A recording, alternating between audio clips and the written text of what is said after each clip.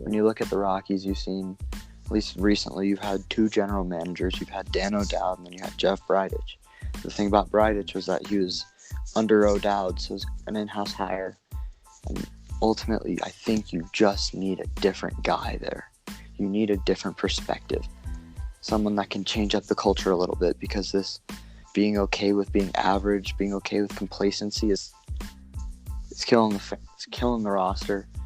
And I think you're going to start seeing some serious fan unhappiness coming in the next few months and years. Okay, we went way off left. Yeah. Too much pod tar. way too much pod tar. Welcome back to another episode of Too Much Pod Tar, and continue our 30 teams and 30 pod series with the Rockies. And my guest on today is from another writer from the Squircrow, Zach Gotlieb, and he's a Rockies fan, and so welcome to the show. Thank you. Yeah. And just today, just around an hour ago, there was news coming out about Nolan Arenado, about he felt disrespected, and about all the trade talks and stuff. So it definitely looks like he wants to be out, and it's probably inevitable at this point that he's gonna be gone. And even Jeff Passan tweeted out, it's beginning to resemble Stanton in Miami. That what happened there. So yeah, it's a mess, because you're looking at it with the eyes of he's a generational third baseman, one of the best of all time. It could be that at least. But at the same time, if he's not happy, it's hard to keep him. I compare it kind of to Troy Tulowitzki from a few years ago, 5 years ago, I think, where he wasn't happy with the management. And while he was a great player, it was just not going to work out.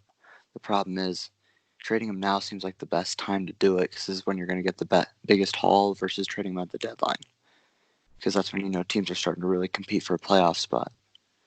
Yeah, that makes sense. Yeah. It's going to be interesting to watch this whole thing play out. Like what team he ends up going to, because whatever team he goes to, it's going to give them a huge piece. Especially if they're in need of a third baseman like him. Like absolutely, I could see the Phillies. I could see Rangers. Even though Rangers, they got Todd Frazier, but Frazier isn't really anything special. So obviously, if they got Arenado, it would make them that much better. So the Frazier signing to me puts them out of the running, but yeah. I wouldn't be surprised if they try to make a deal out of it, and maybe even try and flip Frazier potentially. I think the Cardinals, we've heard a lot about them being a suitor. I think that would be a good spot actually for Nolan, because as a team that's competing right now as they are. Plus, I think they have a pretty good minor league system that we can get some players out of, especially pitching. Yeah. That's definitely one piece that you guys need is pitching. There's not really much there. You got, John Gray, and he's going to be a free agent next year. He's got to get the bag. We got to pay him. If he plays as good as he did last year, there's no way we shouldn't be paying him. Yeah. He's becoming an ace that we expected him to be, which is big. I just need to see him pitch in big games to really put that status on him. All right. And then Kyle Freeland, who, he's not bad. I think he needs to show a little bit more, but last year he obviously was injured, and didn't really have a full season. So he's definitely got to come in this year and show that he can be a solid rotation guy. Yeah, Freeland was frustrating because, 2 years ago during that playoff run, he was, to me, a Cy Young candidate. 17 wins, great year, just consistently the guy. And last year, his first 2 starts were excellent, and then he fell off a cliff, spent time in AAA, got hurt, then started to pitch a little better, then got hurt to end his year. It was frustrating to watch because we saw how good he can be. The problem was it didn't sustain, so you need to see if he can play a year with it again and get it back, because that would be so big for the rotation. Yeah, exactly. And then the other guy that's definitely going to be in there is Herman Marquez, who also had a good season last year along with Gray. So I love Marquez. Oh, he's a little inconsistent, which was annoying, but man, if you needed a big start, if you just needed a start 6 innings, he was going to give it to you. Problem was, he got hurt too. Oh yeah. Right. Like, that rotation was all AAA guys, or guys who hadn't pitched very long in the majors by the end of the year, and you're looking at it like, I don't know what's about to happen. It was not pretty. Yeah. But if there's those top three starters can like perform, have a really good season, then they have a good shot at least, playing a lot better than they did last year. Oh, yeah. So those are the key. I think that's the key for them. It's going to be predicated on them, for sure. I think I would have liked to have seen them add a starter this offseason, just a fifth guy, a veteran guy at the end of a rotation. Because I think you got something in those three. And, what's his name? There's one more. Let me look it up real quick. You've got hope. The problem is the bullpen was garbage last year. The rotation was iffy at best.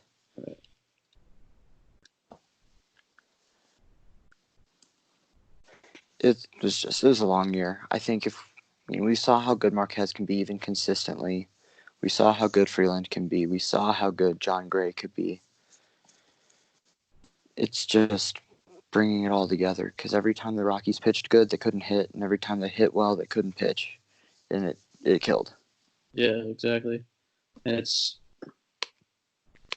they definitely have. I think they have the potential for sure to, be in the hunt at least. And it seems like every year it seems like they start off so well, and then all of a sudden they just kind of like fall right off. Like they look like they're gonna have a good season, and then just end up like plummeting.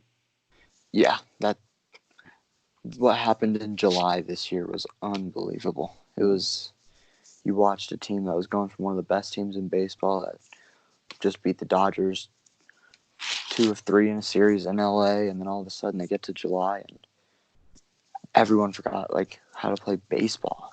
You had a game at the end of July where they had Garrett Hampson playing second base, and Freeland's pitching his best game in months, and he lets the ball go through his legs and cost him the game. And they just couldn't do the little things or even the big things to win a game.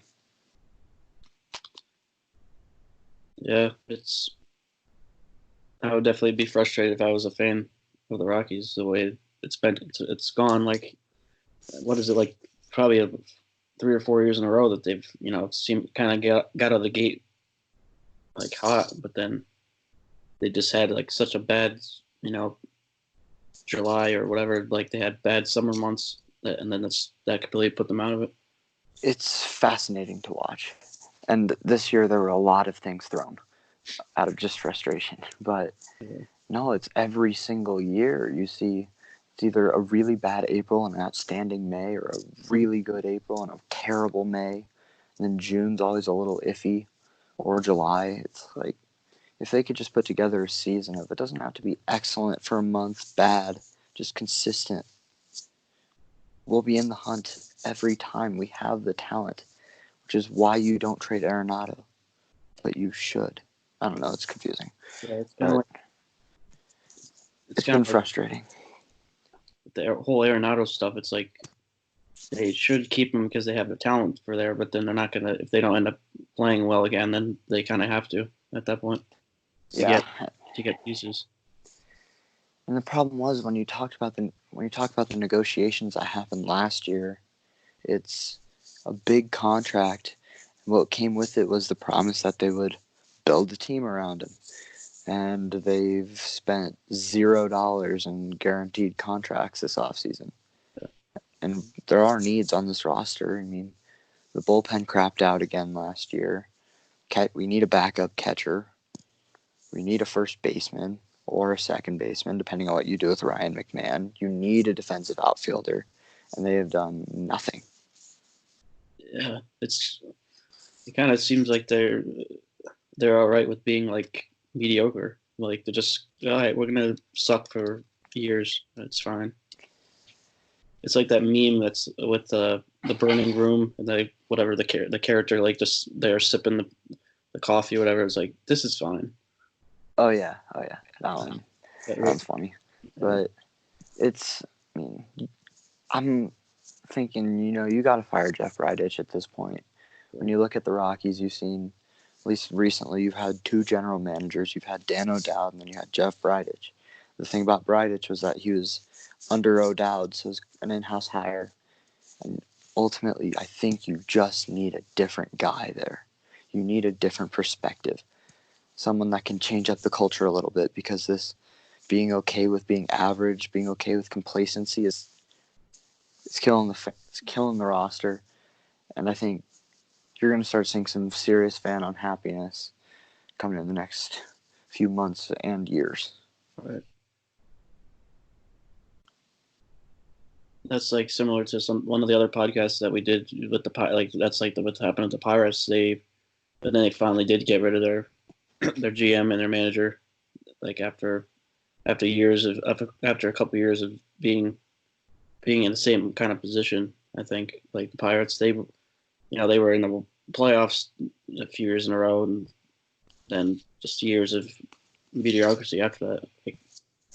Yeah, I mean, with the Pirates, I'm a Clint Hurdle guy, former Rocky, kind of miss him, but no, the Pirates situations, they're a mess. I was in Pennsylvania a few months ago, and boy, they were not happy with him. No. But yeah, I see that. I think firing the manager, Bud Black, right now would be a terrible idea, just because he was a pitcher, right, and he knows how to work with those younger pitchers with an extremely young staff. I think there's value in that.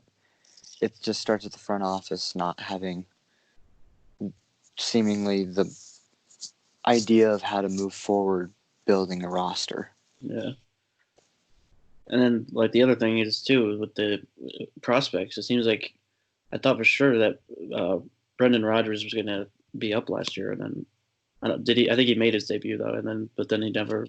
He played for, I think it was 15 games, and then he got hurt. Yeah. He had season-ending shoulder surgery. So we didn't get to see a whole lot of him. I think we didn't see a lot of great with him either. He seemed decent at best. I think what you saw was that he still needed another year in the minors, which I was saying that from the start. He needed last year to play second base. He's played shortstop his whole career. He's done some third base, but he's never played second, even through the minors. So you needed to give him a year to play second base and fully understand it. And I think that inexperience showed a lot. But he's going to be a promising prospect. I think if you can give him a full year to really adapt to either second base in the minors or the major league game, either one would be valuable. Right. I think you're going to find a player that can be a potential infield cornerstone just in terms of his ability. Yeah, for sure. I remember Soupy even he said he predicted him as the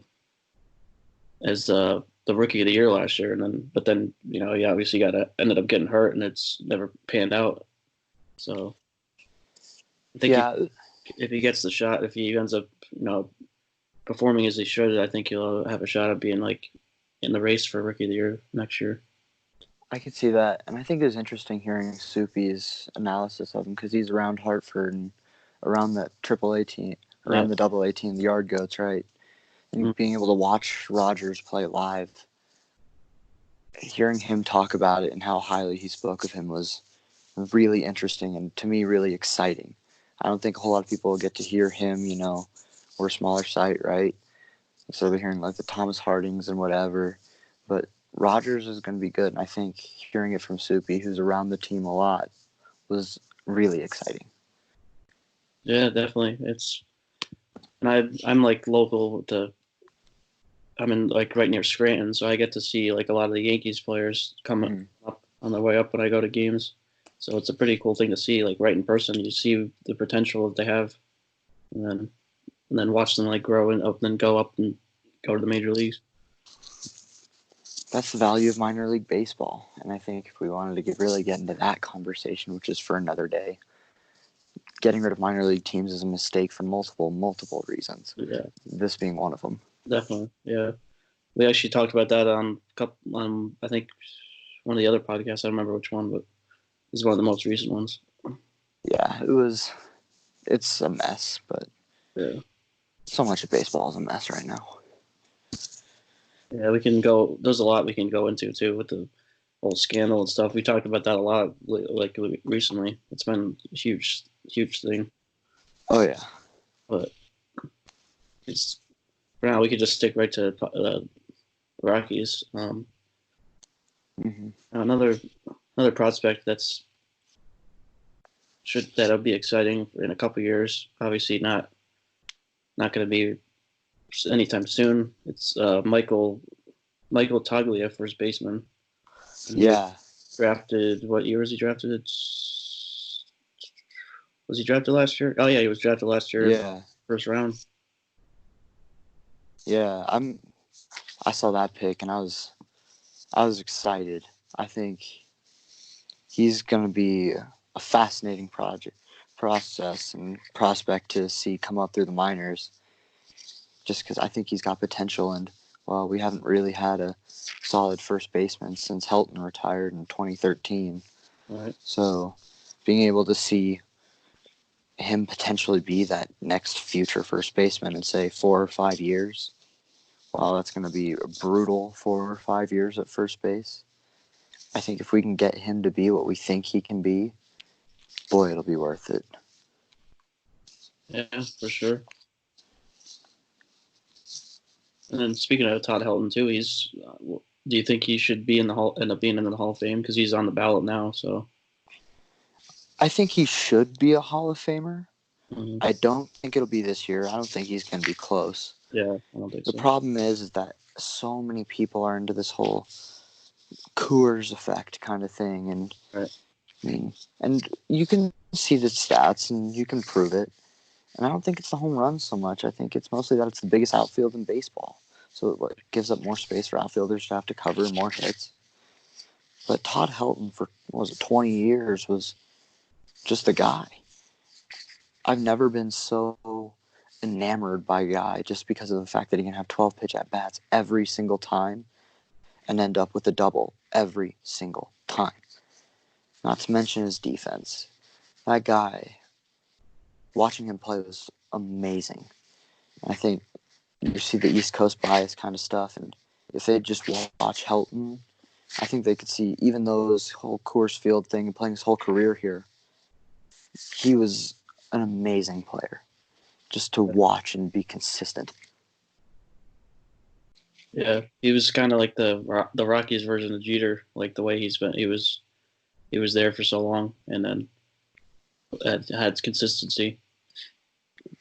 100%.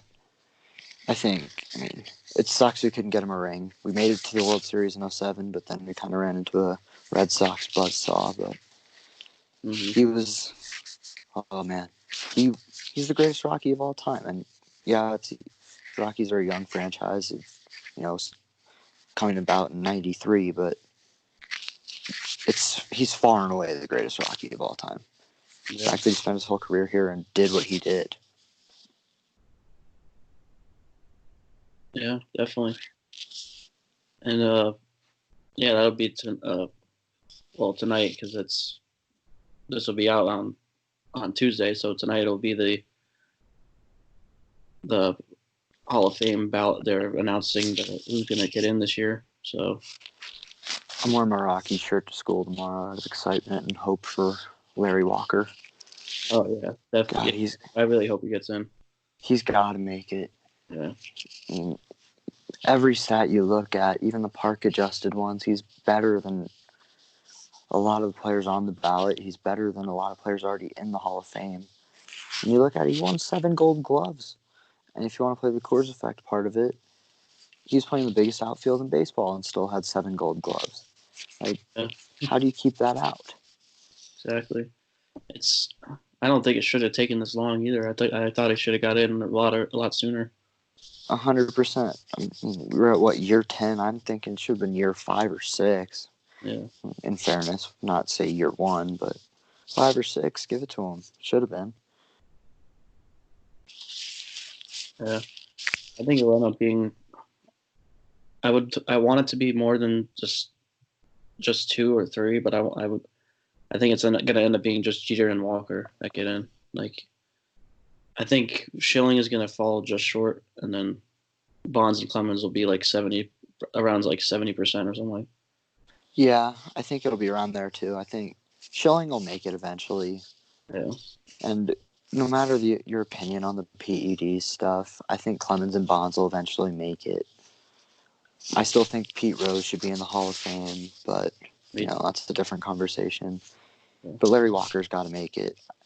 I mean, if you look at the projected stuff, there have been the projections that he's going to be at 74%, and then we saw the even more heartbreaking one of projected 74.8%. You're like, okay, teachers round up grades, right? Can we just round up that percentage just a little bit there? Yeah.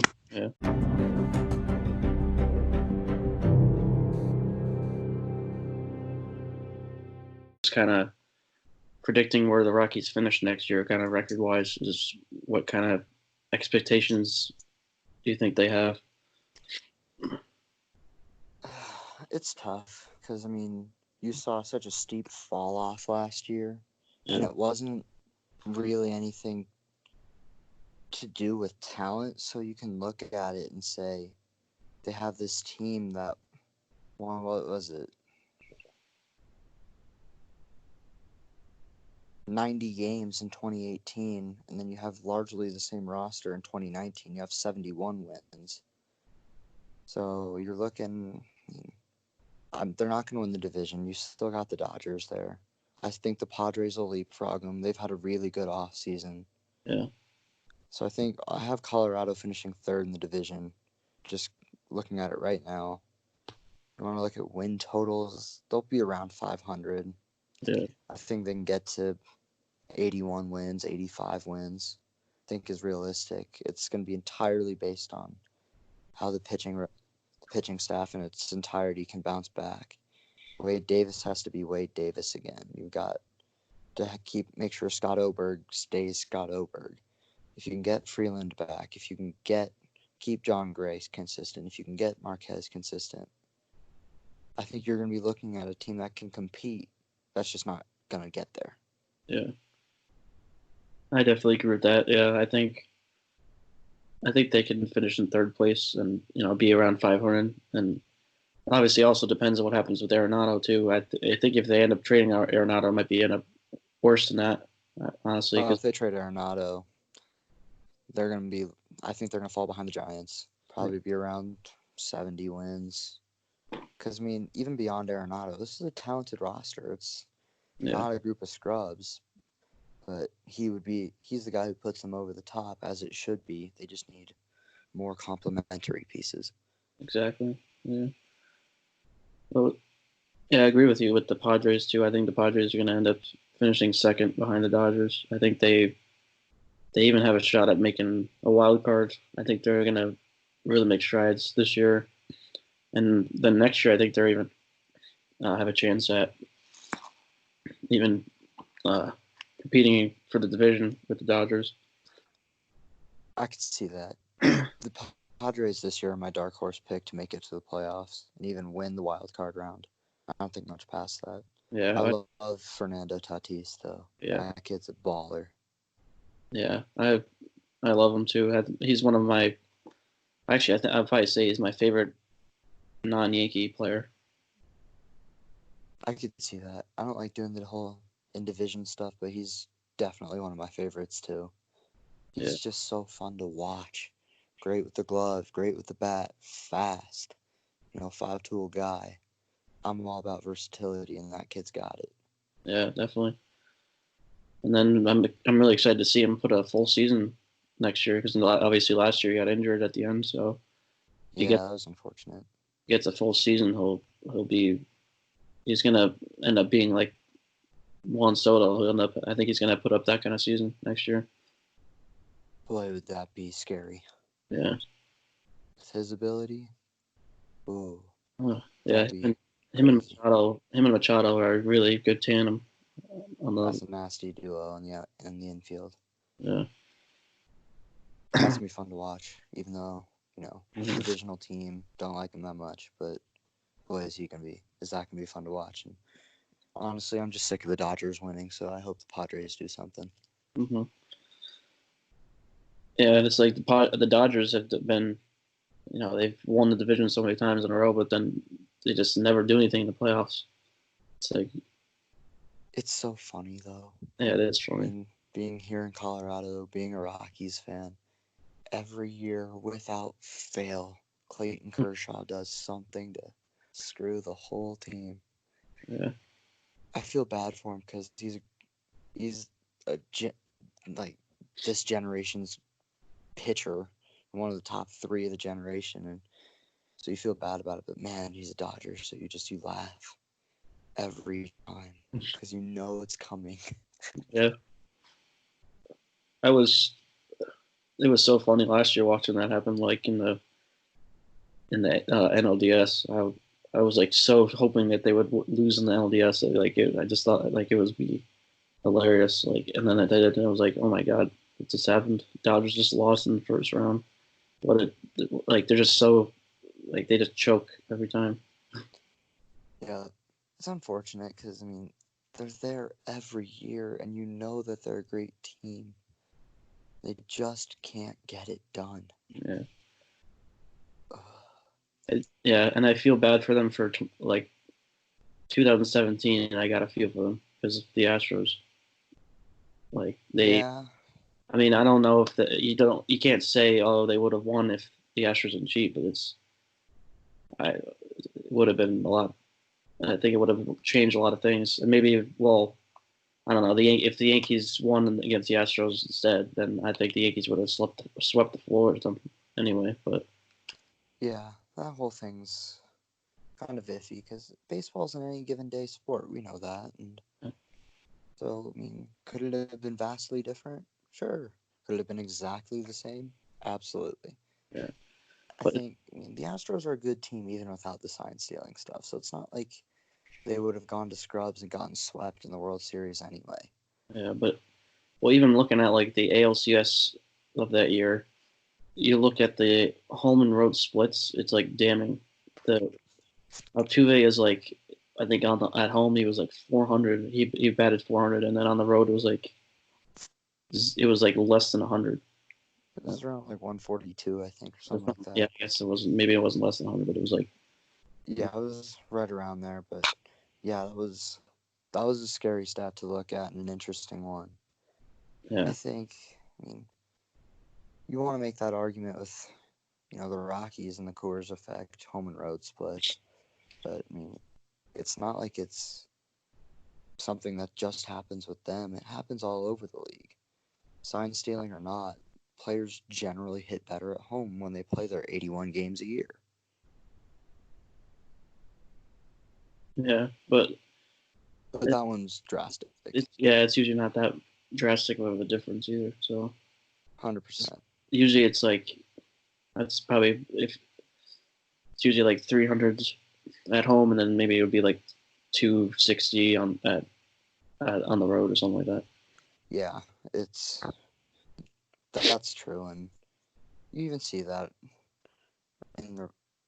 at Coors Field, and you see that all over. This one, looking at that stat, was like, holy cow, that was kind of your proof of what helped was, knowing a curveball versus a fastball. Yeah, it's a big difference. I just don't think I would take as big a drastic measure towards it as others do, but it definitely is a big help. Yeah. The one thing that confuses me though is if they did it that year, then why did they stop? Like even if they did it this year, like which they might have with the buzzing and all that stuff, but if they did, then it didn't look like they did in the World Series since they lost every game at home. So it's like, what the hell? What made them stop? Did they know somebody was onto them, that they were going to get caught? It's like, well, I mean, at that point, you already got caught. Why not just continue? Like, why not just? Yeah. The league did a terrible job handling it because we read the reports, right? Like, they've known about it. Yeah. They just didn't do anything until fires came out about it, and like that's a problem. Exactly. I've learned, ignorance is bliss. Don't make a problem out of something until someone else makes it a problem for you to handle. But this is when you got to get out in front of, and they didn't, and it caused a big thing. But I think the league knowing about it helped to deter them from doing it again. Yeah. I don't know, but that's obviously we can continue that another time. But There's a lot to get into with that. Get back to the Rockies. I don't know if there's anything else you wanted to add, but we kind of went over a lot of it, like the whole Arenado stuff and the rotation and stuff like that. So I don't know what else there really is. But we went over prospects too. So I mean, with how boring and slow and terrible this off season's been, that's pretty much what you're looking at. yeah, I think they need to make a move at some point, whether it's to try and figure out what you have in your minor league guys, your 40-man roster guys, to try and address those needs, or address it outside. You need to do something, because we're getting restless out here as fans. When you look at it analytically, we're still getting restless out here because we're stuck in complacency. And I don't know, the Nolan trade thing is going to clear up so much for where this team is at. Whether they feel like they can compete, you're going to have to keep them. yeah, But if you can't, if you feel like you're going to just have to start a rebuild again, trade them, I think that's going to be very telling in where the team's at. But yeah. past that, I mean, third place in the division seems about right. I mean, that's really all I've got, unless you've got other questions. No, I don't think so. But yeah, I think I'd probably say their ceiling is like, I think their ceiling is around 80, 82 wins, like one win above 500, and then their floor would be like 70. I think that would be where they're at. That's a fair expectation. Yeah, because I think if they don't, like, I don't know what I'm trying to say. If they don't perform, if they don't end up performing, then they're finished around the same as last year. Like, and then especially if they trade Arenado, they're probably finish. They might even finish worse than last year if they do that. But yeah, and it depends on what they get back. I yeah, think they're going to get a haul because he's a great player, and especially if you trade him to the right team that needs a guy like him just to complete the team, you're going to get a huge haul. It'll probably won't be as big as you'd like because of the contract, but yeah, you're going to get something for him. And if you can get one or two of those guys to be able to come in and play immediately in some form or fashion, I think that'd be massively helpful. yeah. I can see that. I can see them like getting some like major league ready talent in turn. I mean, they should look for it, but I don't know if they. I don't know what teams would be willing to really do that either. So It's going to depend on the desperation and the time of the season because it's not looking like he's going to get traded in the off season. Yeah. So if you get near the deadline with a team that's one legitimate guy away, that's where you got to look for that kind of haul back. And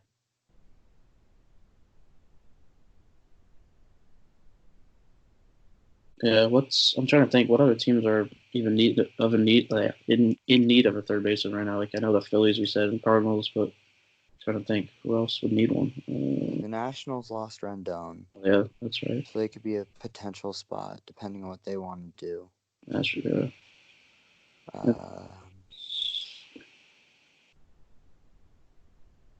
Wouldn't go in division. I don't think the Rangers would do it, but they have a potential place there.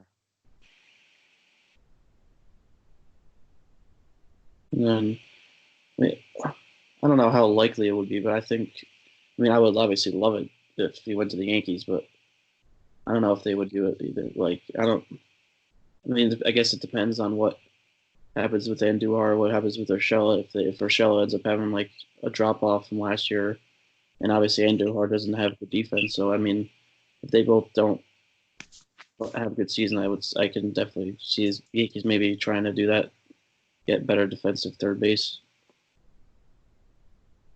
Oh, the Yankees, my goodness. They became the New York Rockies, as we said around here. Oh We yeah, have so many yeah, it'd be former Ottavino. Rockies on that team, which is painful because it means we know we've had the talent on this team, just haven't put it together. But I Yeah. could see that. The other one I was reading that I just remembered was potentially the Cubs Oh yeah, if they moving be, Chris Bryant to the outfield full time. they would. Oh yeah. Mm. If That's we can get Wilson Contreras, which I don't think we would be able to do, no, I would say yes in a heartbeat. Because, man, we need a catcher in the worst way. right. Because I think we can. I mean, we have put options at third base that make the blow of Arenado less, but it would hurt a lot. But if you can fill a need somewhere else, pitching, outfield, catcher, first base, whatever it may be, I think it would significantly help with the pain. Yeah.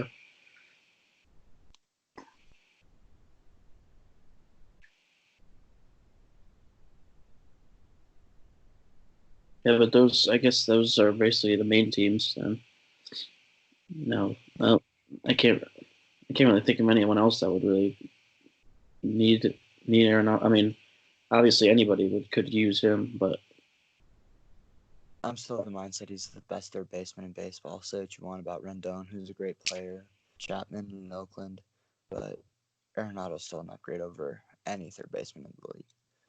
But whether you want to say it's a need or not is a different question. yeah.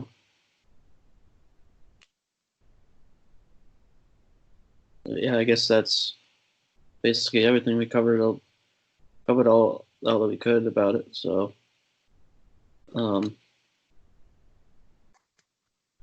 I forget what your Twitter is. I just want to say what to follow you. It's just at Zach Gotlieb. Kept it pretty simple. Yeah. All right. So yeah, you could follow Zach there, and then follow me, of course, at Alex Keeler and the Scorecrow, and we'll be getting a lot of articles out with the baseball season coming up. So keep an eye out with those, and keep an eye out for all these episodes coming out for the teams.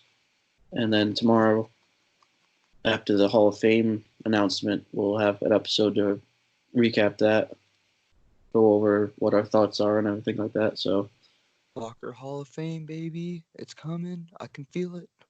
yeah, I hope so. And then yeah, just keep listening to all of our team podcasts, and then during the season, our weekly episodes and DFS daily DFS episodes that Joey and Johnny are going to be doing. So yeah, and just a reminder, you can never have too much pod talk.